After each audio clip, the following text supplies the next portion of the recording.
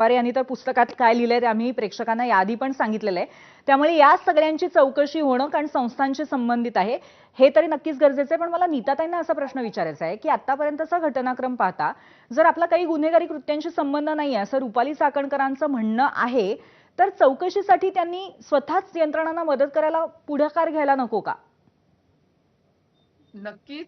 जर त्या यामध्ये कुठे नसत्या तर त्या पुढे आल्या असत्या.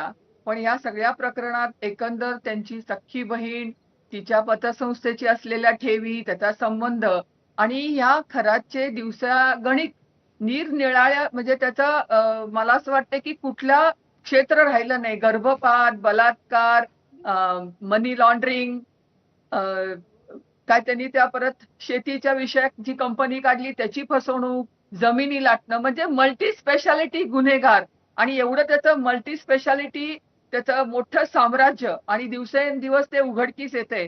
तर मला असं वाटतंय की ह्याच्यामध्ये रुपालीताई चाकणकरांनी तर स्वतः पुढे येऊन जर ह्याच्यात त्या दोषी नव्हत्या यायला हवं होतं, पण त्या येत नाहीयेत. याच्यावरूनच त्यांच्या बरोबर आहे. त्याच्यातला पण सहभाग नीताताई आपण आणि रुपाली चाकणकर या सातत्याने आपल्याबरोबर सरकारमध्ये म्हणजे आता मित्रपक्षातच आहे, तर मग असं असताना इतर मित्रपक्षांनी आणखीन दबाव टाकणं गरजेचं नाहीये का या बाबतीमध्ये, असं आपल्याला वाटत नाही?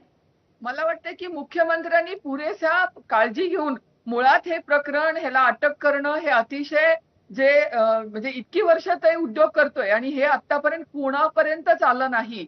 याला माननीय मुख्यमंत्री देवाभाऊनी हे सगळं काढलंय आणि त्याच्यामध्ये त्यांनी सर्व बाजूनी ह्याच्यामध्ये कुणाचाही हस्तक्षेप नाही आणि एसआयटी चौकशी लावली आहे. सातपुते मॅडम सारख्या डॅशिंग त्याच्यामध्ये अधिकारी आहेत. बर. त्यामुळे मला तरी असं वाटतं की ह्या मल्टी स्पेशालिटी गुन्हेगाराच्या बाबतीतलं दररोज जे प्रकरण बाहेर येते तर आतापासूनच ह्याच्यामध्ये एक विशेष सरकारी वकील जे आमचे प्रख्यात उज्ज्वल निकम आहेत त्यांना बर. ह्याच्यामध्ये बर. यावं अशी मी मुख्यमंत्र्यांकडे मागणी केली आहे. बर, नक्कीच नक्कीच.